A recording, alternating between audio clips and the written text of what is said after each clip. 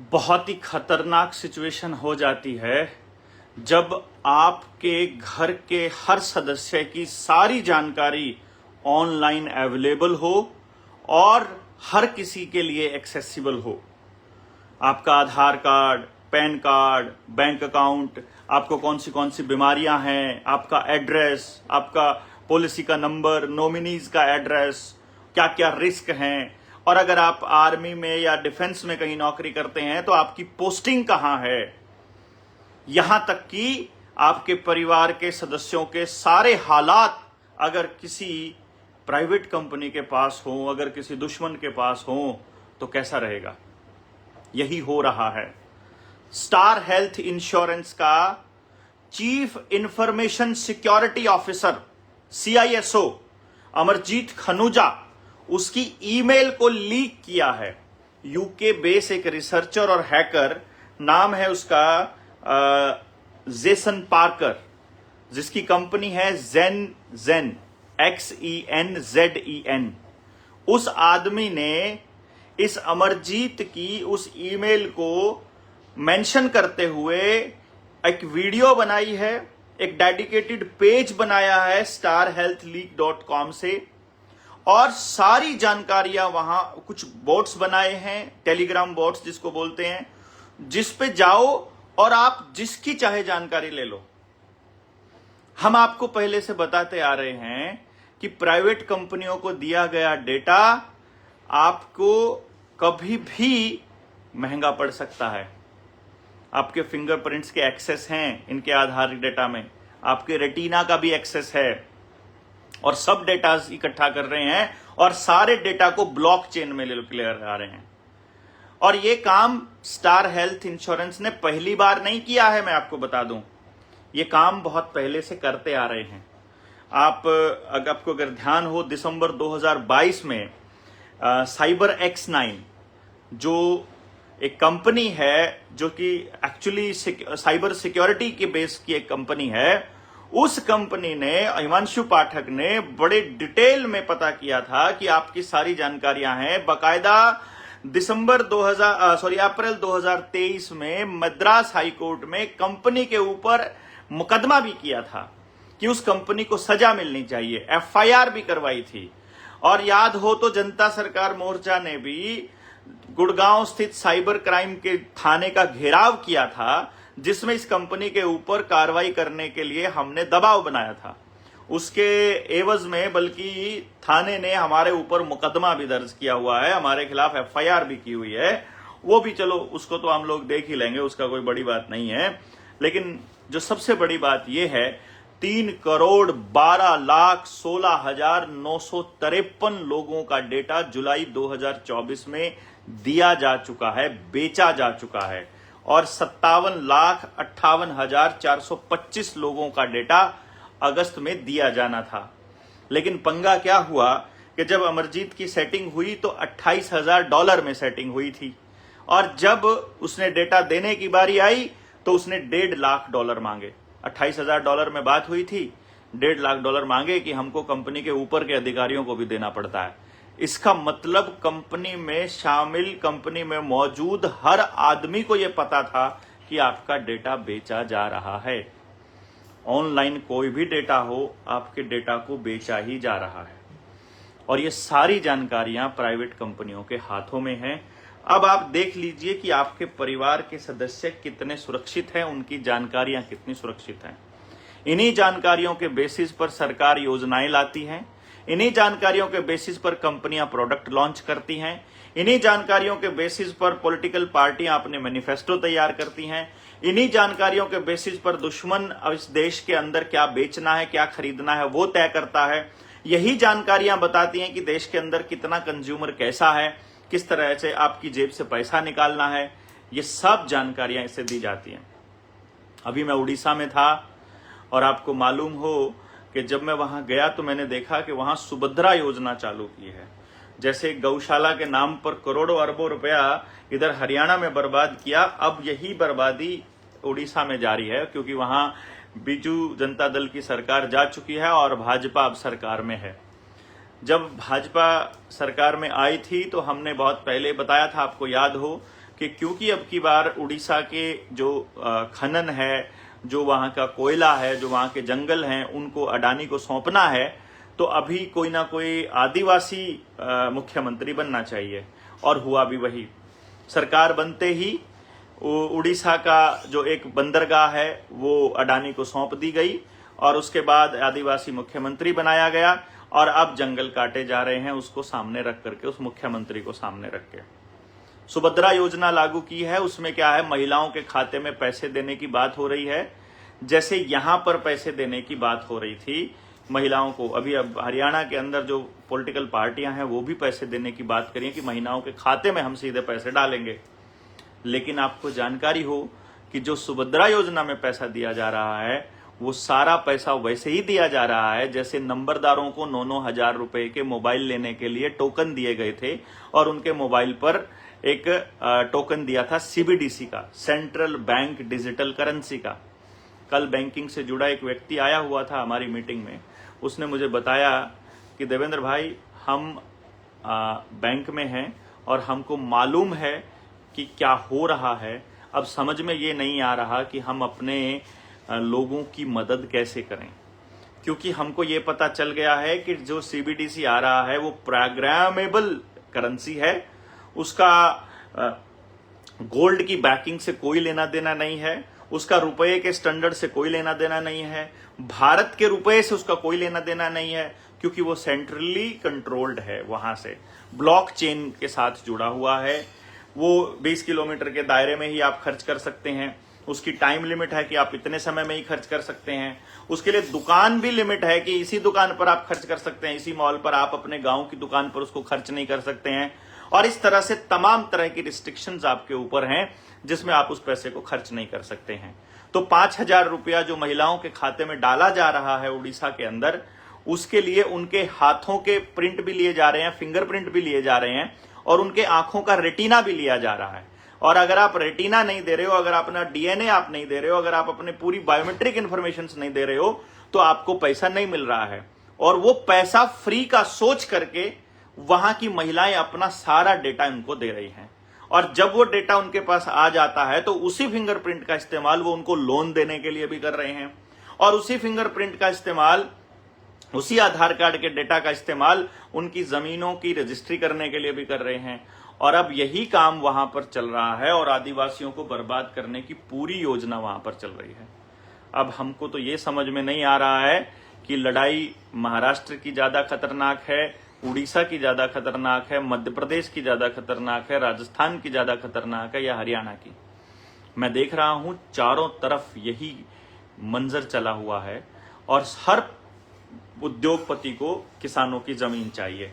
पूरे देश को ऐसे करके डिवाइड करके बड़े बड़े हाईवेज, 20-20 फुट के हाईवेज जो भारतमाला के प्रोजेक्ट्स हैं, जिनका जो मालिक है वो अडानी और गडकरी का बेटा है, यानी कि सारा प्रॉफिट उनको जा रहा है, उन सड़कों के जरिए पूरे भारत को 10-10 हजार एकड़ के, 20-20 हजार एकड़ के चंक्स में डिवाइड किया जा रहा है कि अगर वहां बारिश आई, वहां अगर आर्टिफिशियल रेन करके उस जगह को तबाह करना हो तो कभी भी तबाह किया जा सके, और जब गांवों को उजाड़ना हो तो शहरों में शिफ्ट किया जा सके। भारत को बर्बाद करने की योजना चल रही है, गांवों को बर्बाद करने की योजना चल रही है। हरियाणा में चुनाव चल रहे हैं और किसी भी प्रत्याशी की इतनी हिम्मत नहीं है कि वो असली मुद्दों पर बात कर सके। इंडिपेंडेंट कांग्रेस बीजेपी को कोस रहे हैं, कांग्रेस भाजपा को कोस रही है, भाजपा कांग्रेस को कोस रही है, फिर कोई क्षेत्रीय दल इन दोनों को कोस रहा है, ये क्षेत्रीय दलों को कोस रहे हैं। सब आपस में पिछले 5 साल का हिसाब मांग रहे हैं। अगले 5 साल की किसी के पास कोई योजना नहीं है। फ्री चीजें बांटने के नाम पर आपका डेटा लिया जा रहा है, उस डेटा के दम पर आपको गुलाम करने की योजना बनाई जा रही है। हम लगातार इस पर बोल रहे हैं, हमारे पास कोई रास्ता नहीं है। जो डेटा आपका लीक हुआ है, स्टार हेल्थ इंश्योरेंस कंपनी ने जो आपका डेटा लीक किया है, इस डेटा को बचाने के लिए आपको क्या करना है कि जो अगर आप फेसबुक पर देख रहे हैं तो ऊपर कैप्शन में एक लिंक दिया है, उस पिटीशन पे जा करके आप उस पिटीशन पे अपना नाम और ईमेल आईडी डाल करके उस पे साइन कीजिए कि हम ये चाहते हैं कि इस तरह का काम ऐसा ना हो। ये डेटा दोबारा से लीक नहीं होना चाहिए और कंपनी के ऊपर प्रेशर बने डेटा की सिक्योरिटी के लिए, क्योंकि data is the new fuel. और अगर आप फेसबुक पर अगर आप यूट्यूब पर हैं, देख रहे हैं, तो वहां पर जाकर के डिस्क्रिप्शन में जाइए, और इंस्टाग्राम पर भी है तो भी डिस्क्रिप्शन में जाइए, और वहां से आप उसको उस लिंक को क्लिक करके आप ज्यादा से ज्यादा इस पिटीशन को साइन कीजिए। अगर इस पूरे देश के लोग ये समझें कि डेटा कितना इंपॉर्टेंट है, तो एक एक व्यक्ति के पास इस लिंक को भेजिए, और इस लिंक को ताकि ये पिटीशन साइन हो। change.org की ये पिटीशन है, हिमांशु पाठक की ये पिटीशन है, जिन्होंने इसके ऊपर सबसे पहले खुलासा किया था, और उसके बाद अभी उस कंपनी के ऊपर प्रेशर बनाने की योजना है कि वो इस डेटा को दोबारा आगे किसी को और को लीक ना करे, किसी को ना दे। क्योंकि हमने तो इंश्योरेंस नहीं करवाया भैया, हमारा तो बैंकों के साथ बहुत लेन देन नहीं रहता है, हम तो कोई लोन वगैरह नहीं लेते हैं, तो एक क्रेडिट कार्ड यूज करते हैं, उसके लिए भी आधार कार्ड तो हमने दिया नहीं हुआ है, तो हमें कोई ज्यादा खतरा नहीं है। पर जिनके पास है, जो ब्लॉकचेन में जो जुड़े हुए हैं, फैमिली आईडी जिन्होंने बनाई हुई है, उन फैमिली आईडी वालों को बोलिए कि आपका कोई भी डेटा सुरक्षित नहीं है और आप उस डेटा को इन लोगों को मत दीजिए। अभी आप लोगों के लिए एक और मैं आपको बता रहा हूं कि किताब जो रुपए के मसले पर हमने आपसे जिक्र किया था, बहुत बार हम करते आए हैं, उस किताब के लिए हम उम्मीद कर रहे हैं कि 500 किताबों का कम से कम ऑर्डर हो जाए तो हम ऑर्डर करें। किताब की कीमत सहयोग राशि समेत हमने 1099 यानी 1100 रुपये रखी है। आप ज्यादा से ज्यादा किताबें ऑर्डर कीजिए, ताकि हम बड़ी बड़ी जो संस्थान हैं उनके मुखियाओं को ये किताब भेज सकें, और बाद में फिर उसके बाद एक फंड जनरेट करके फिर हाई कोर्ट में मुकदमा ठीक से हम लगा सकें।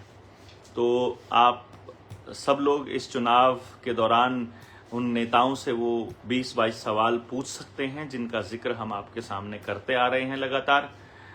मुझे नहीं मालूम कि आप उन सवालों को कैसे लेते हैं, लेकिन यदि आपके पास कोई नेता आता है और आप उस नेता से पूछना चाहते हैं कि आपके पास हमारे समाज को देने के लिए किस तरह की योजनाएं हैं, आपका कैसा विजन है, आप उस विजन को लेकर के क्या करने वाले हैं, जो पुराने मुद्दे हैं उन मुद्दों पर आप क्या करने वाले हैं, तो मेरे ख्याल से आपको पूछना चाहिए।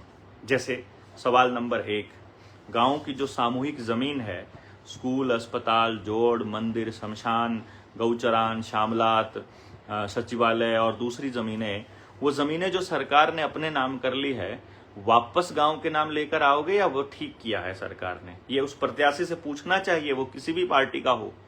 हम इस बात को बड़े स्ट्रांगली उठा रहे हैं। पता नहीं आपको समझ में आएगा कि नहीं आएगा कि ये गांव, ये जमीन आपकी है। आप शेयर कीजिए ज्यादा से ज्यादा जितना हो सके। नंबर 2, जल, जंगल, जमीन और जानवर पे फैसला सरकार कैसे ले सकती है? सरकार मतलब ये उद्योगपति कैसे ले सकते हैं? ये मंत्रालय में बैठा आदमी कैसे ले सकता है? इसको तो गांव ग्राम सभा को लेना चाहिए इसका तो फैसला। शिक्षा में पूंजीवाद, यानी पूंजी पे आधारित शिक्षा मिलेगी तो सिर्फ अमीरों के बच्चे ही पढ़ेंगे ना भाई। तो इसके ऊपर आपका क्या कहना है? इसको दुरुस्त करने के लिए आपके पास क्या योजना है? गांव में अगर 400 बच्चा बेरोजगार है, 500 बेरोजगार है, तो 500 के 500 बच्चों को रोजगार के लिए आपके पास क्या योजना है? अगर योजना नहीं है, अगर कोई विजन नहीं है, तो भाई ऐसे आदमी को चुनने का कोई अधिकार नहीं मिलना चाहिए और ऐसे व्यक्ति को चुनना भी नहीं चाहिए, मैं तो ये कहता हूं। अच्छा, स्वास्थ्य सेवाओं की बहाली के लिए आपके पास क्या योजना है? आयुष्मान कार्ड के जरिए जो बीमा कंपनियों का करोड़ों रुपया दे दिया और अभी करोड़ों रुपया बाकी है, जिसकी वजह से प्राइवेट अस्पतालों ने इलाज करना बंद कर दिया है, उसके लिए आपके पास क्या योजना है? और जो कोरोना की वैक्सीन्स लगी थी, उन वैक्सीन्स के लिए जिम्मेदार कौन है? वो डॉक्टर है, मंत्री है, वो एमएलए है, वो प्रधानमंत्री है, मुख्यमंत्री है, नर्स है, आंगनबाड़ी वर्कर है, आशा वर्कर है, स्कूल का मास्टर है, आपका बॉस है जिस यहां पर आप नौकरी करते हो, कौन है? उस व्यक्ति को तो कम से कम लेकर के आइए सामने कि वो जो जबरदस्ती की गई थी वैक्सीन लगाने की, उसका जिम्मेदार कौन है? और अगर किसी को अभी साइड इफेक्ट हो गया है तो उसका रिस्पॉन्सिबल कौन है? उसका मुआवजा कौन देगा? कितना देगा? किस तरह से देगा? कोई लोग मौत हो गई है, हार्ट अटैक हो गया, ब्रेन हैमरेज हो गया, लकवा हो गया, नपुंसकता हो गई, बांझपन हो गई, पीरियड्स में दिक्कत है, घुटनों में दिक्कत है, कंधे दुखते हैं, सिर दर्द है, आंखों की रोशनी चली गई है, बाल उड़ गए हैं, खुजली होती है, एलर्जी हो गई है, फोड़े हो गए हैं, उनका जिम्मेदार कौन है? उनका रिस्पॉन्सिबल कोई तो होगा ना। लेकिन अगर कोई नहीं है तो फिर कैसे आपको पता चलेगा? आपके घरों पर आपने कमाया पैसा, आपने प्रॉपर्टी ली, अब प्रॉपर्टी के ऊपर टैक्स पे टैक्स दिए जा रहे हो, इसका रिस्पॉन्सिबल कौन है? गाड़ी के रजिस्ट्रेशन करने के नाम पर आप जो ये हाई सिक्योरिटी नंबर प्लेट के नाम पर जो लूट मचा रखी है आपने, एक ही कंपनी को ठेका दे रखा है, अपने चहेतों को ठेका दे रखा है। पहले गांव का कोई भी आदमी, शहर में कोई भी आदमी अपनी छोटी दुकान में नंबर प्लेट बना के 2 रोटी कमा लेता था, आपने वो बंद कर करके अपने लोगों को वो धंधा दे दिया है। और हमें क्या नहीं मालूम है कि जो सीसीटीवी कैमरा से नंबर प्लेट पढ़ने वाली टेक्निक है, सिर्फ इसके लिए यूज कर रहे हो आप इसको? ये आप लोगों को कंट्रोल करने के लिए यूज कर रहे हो, जिसका ब्यौरा नितिन गडकरी ने दिया था कि भाई हम पेट्रोल डीजल बैन। अभी गडकरी का बयान सुना ना पिछले हफ्ते, वो क्या कह रहा था कि हम डीजल की गाड़ियों पर इतना टैक्स लगा देंगे कि तुम्हारे लिए चलाना मुश्किल हो जाएगा, इसलिए डीजल की गाड़ियां खरीदना बंद कर दो। अभी 3 साल पहले वो कहता था कि हम पेट्रोल और डीजल ही बैन कर देंगे। ये सब खेल हमको मालूम है। अभी तो कंपनियां किल स्विच वाली गाड़ियां निकाल रही हैं, गाड़ियां वहीं से बंद हो जाती है। अभी आपने देखा कि इलेक्ट्रिक व्हीकल्स जो चाइना से चले हैं, उनको इलेक्ट्रिसिटी, ये जो कंपनी है चाइना वाली कंपनी, वहीं से बंद कर सकती है। ऐसा पता लगा ना आपको, नई खबर आई थी। और इसके अलावा वो वहीं से बंद भी कर सकते हैं, वो वहीं से ब्लास्ट भी कर सकते हैं। ये इलेक्ट्रिक व्हीकल्स इतने खतरनाक और नई गाड़ियां इतनी खतरनाक है। और ये जो नंबर प्लेट इतना बड़ा भारी गड़बड़ है, जीएसटी दिया खरीदने में, रोड टैक्स दिया गाड़ी का नंबर क्या नाम रजिस्ट्रेशन कराने में, और उसके बाद भी टोल टैक्स देना पड़ता है हर किलोमीटर का। और अब तो ये ऐसा काम कर रहे हैं कि आप हाईवे पे चढ़े नहीं और आपका मीटर चालू हो गया। यही सब करने के लिए आप लोग पैसा कमाते हो सुबह से लेकर रात तक। भाई साहब, ये आपको किस तरह से कंट्रोल करने की तैयारी कर रहे हैं, आपको अंदाजा नहीं है। पानी आपके पास नहीं, बीज आपके पास नहीं, खेत आपके पास नहीं बचे, घर आपके पास नहीं बचे, खेत में पैसा आपके पास नहीं बचा, धातु आपके पास नहीं बची, जोहड़ आपके पास नहीं बचे, तालाब आपके पास, तालाब क्या कुआं आपके पास नहीं बचा।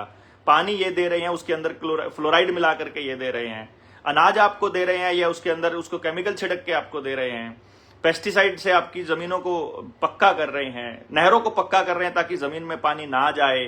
सड़कों के दोनों तरफ ये पक्का कर रहे हैं ताकि खाली जगह ना बचे और पानी नीचे ना जाए। ये आपको चारों तरफ से घेर रहे हैं।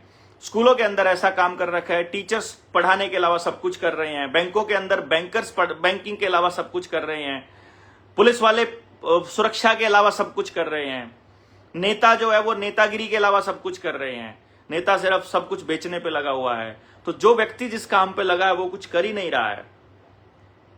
और स्कूलों को इन्होंने टीकाकरण केंद्र बना दिए हैं। कभी इनको एल्बेंडाजोल दे रहे हैं, कभी इनको फलाना जोल दे रहे हैं, कभी दूसरी टैबलेट दे रहे हैं, कभी टेटनस का टीका लगा रहे हैं, कभी दूसरी दवाइयां दे रहे हैं। मतलब स्कूलों को इन्होंने WHO का दलाल बना के खड़ा कर दिया। मास्टर जो है वो इनके इस एजेंडे को चलाने के काम आ रहे हैं। और भैया, बड़े उद्योगपति जो है उनका कर्जा अगर वो चुका नहीं पाते हैं तो वो तो माफ हो जाता है, राइट ऑफ हो जाता है। लेकिन गरीब किसान का, गरीब आदमी का अगर कर्जा ना हो तो उसका ट्रैक्टर, मकान, दुकान, घर, उनका सब कुछ नीलाम होने की कगार पर आ जाता है। वो घर में घुस जाते हैं रिकवरी वाले और उनको गालियां देते हैं। यहां तक कि ये भी कहते हैं कि तुमसे पैसा नहीं दिया जाता तो अपनी घरवाली को धंधे पे बिठा के पैसा दो, लेकिन हमको पैसा चाहिए, ऐसा बोलते हैं वो लोग। तो ये इस तरह के हालात पैदा कर रखे हैं इन लोगों ने। इस पर आपके क्या विचार हैं? ये हर नेता से पूछना चाहिए ना जो वोट मांगने के लिए आएगा। गौ माता के संरक्षण, संवर्धन और उसके कत्ल खाने जो खुल रहे हैं उसके ऊपर आपके क्या विचार हैं? ये तो पूछना चाहिए ना। अभी नई लॉकडाउन लगाने की तैयारियां चल रही हैं अलग अलग जगह पर। कभी कहते हैं केरल के अंदर फलाना निपा वायरस का केस मिला, कभी कह देते हैं कि एक नया वायरस मिला, अनजान वायरस से हो सकता है फलाना ढिमकाना, और वो फिर कहते हैं कि भी लॉकडाउन लगाना पड़ेगा। कार्ल स्क्वाब बोल रहे हैं, WHO वर्ल्ड इकोनॉमिक फोरम का कार्ल स्क्वाब बोल रहे हैं कि आप पानी की राशनिंग शुरू क्यों नहीं कर रहे हो? पानी के ऊपर मानवाधिकार नहीं है, वो बोल रहा है। और वो बोल रहा है मोदी जी को, राशनिंग स्टार्ट करो भारत के अंदर, हर घर जल, हर घर नल। ये प्लान चल रहा है ना, समझ में आ रहा है ना ये क्या केस है? समझ में आया? हर घर में पानी दे करके आपको फ्लोराइड के जरिए पहले तो आपको आपका पिट्यूटरी ग्लैंड और पीनियल ग्लैंड के ऊपर अटैक करके पहले तो आपकी सोचने समझने की क्षमता खत्म कर रहे हैं और उसके बाद में आपका साथ ये कर रहे हैं। अग्निवीर योजना पे क्या विचार है? जो आए आपसे वोट मांगने के लिए उससे पूछो तो सही एक बारी। पूछो तो सही कि जो ये सारे सार्वजनिक संस्थान है, LIC है, रेलवे है, बस स्टैंड है, एयरपोर्ट हैं, जो ये पोर्ट हैं, जो इसके समुद्री पोर्ट हैं, बिजली विभाग है, रोड और रोडवेज, रेलवे, LIC, ये सब डिपार्टमेंट्स को प्राइवेट करने का जो खेल चल रहा है, इसके ऊपर आपके क्या विचार हैं? इसके ऊपर भी तो उनके विचार पूछने चाहिए।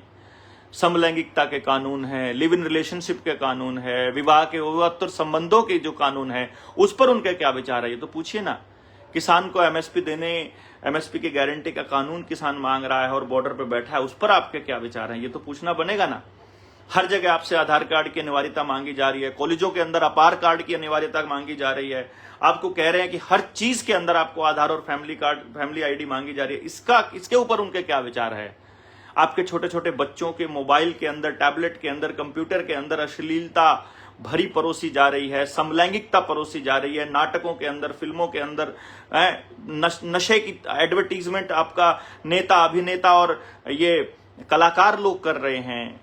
खिलाड़ी लोग आपको कह रहे हैं जुआ खेलने वाली एप्लीकेशंस डाउनलोड करो, इनसे लत पड़ सकती है। अभी आपने एक देखी होगी एक वीडियो जिसके अंदर 90 लाख रुपए का लोन आ गया है। मतलब आप सब लोगों को ये चीजें समझ में आ रही हैं कि नहीं आ रही हैं कि ये सब चीजें आपके सामने परोसी जा रही हैं प्लानिंग के तहत, योजनाबद्ध तरीके से। आपकी जमीनें भी हथियानी हैं और आपको पूरी तरह से कंट्रोल भी करना है, और ये डेटा इसके अंदर बड़ा रोल है। तो इसलिए आपका काम है कि जो लिंक हमने आपको दिया है change.org का, इस लिंक पे जा करके इस पिटीशन को साइन कीजिए।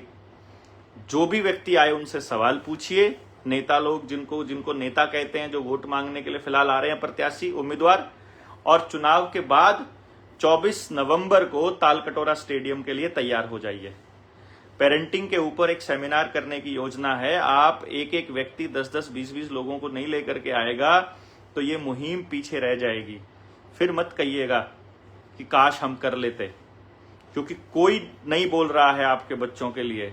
अगर कोई व्यक्ति इस पे, कोई संगठन इस पे खड़ा हो रहा है तो मुझे लगता है समाज को खुल करके समर्थन करना चाहिए और इस मुहिम में साथ आना चाहिए। अपनी अगली पीढ़ी को बचाने की इस मुहिम में आप सब लोग साथ आएंगे, इसी उम्मीद में हम लोग इस पूरी की पूरी मुहिम को चलाए हुए हैं। तो आप सब लोग इस पिटीशन को साइन कीजिए, ज़्यादा से ज़्यादा इस वीडियो को शेयर कीजिए, ये लिंक आप आगे भेजिए, फ़ोन करके बोलिए, जैसे भी आपको लगता है आप मदद कीजिए और ऐसे प्रत्याशियों का साथ दीजिए इस इलेक्शन के दौरान जो लोग इन मुद्दों को उठाएं जिनका जिक्र हमने किया है, 20-22 मुद्दों का। इसके अलावा भी समाज से जुड़े मुद्दे जितने भी हैं आप उन सबको उठाइए। बहुत बुरे हालात इस देश के अंदर बन रहे हैं। अभी यमुनानगर का केस आपने देखा होगा कि एक 30 साल के युवक ने एक 7-8 साल की बच्ची का रेप करके उसको मार दिया और धरती में गाड़ दिया, और उसके घर वाले उसको बचा रहे हैं, उस लड़के को। यही समाज के सत्यानाश का कारण है। ऐसे बच्चों को, उनके परिवार वालों को बिल्कुल नहीं बचाना चाहिए, क्योंकि ये बच्चे समाज के लिए बहुत घातक हैं इस तरह के। इसलिए इस ऐसी चीजों की आप जितना हो सके उतना विरोध कीजिए और सरकारों से इस बात का उसकी डिमांड कीजिए कि ऐसे बच्चों को, ऐसे लोगों को फांसी की सजा दी जाए कम से कम। तो पहले इस डेटा के मुद्दे पर आप सब लोग इस पिटीशन को साइन कीजिए और जितने भी लोग आपके यहाँ वोट मांगने के लिए उनसे सवाल पूछिए। बाकी जो भी पार्टी के लोग आपके वहाँ आते हैं जहाँ चुनाव नहीं चल रहे हैं, वहाँ भी इन मुद्दों पर लोगों को जागरूक कीजिए। बहुत बहुत धन्यवाद। जय हिंद, जय भारत, शुभ रात्रि।